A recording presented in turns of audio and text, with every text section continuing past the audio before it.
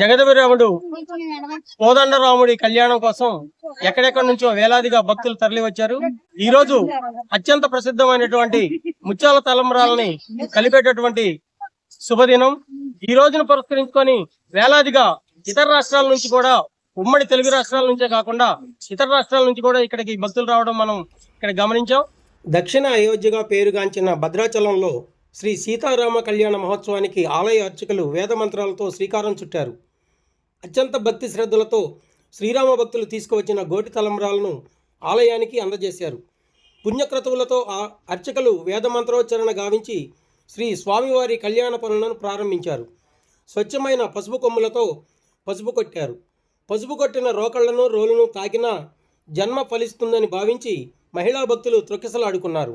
ఆలయ ప్రాంగణంలో ఏర్పాటు చేసిన ప్రత్యేక కౌంటర్ల వద్ద గోటి తలంబ్రాలను కలుపుతూ మహిళలు పునీతులయ్యారు.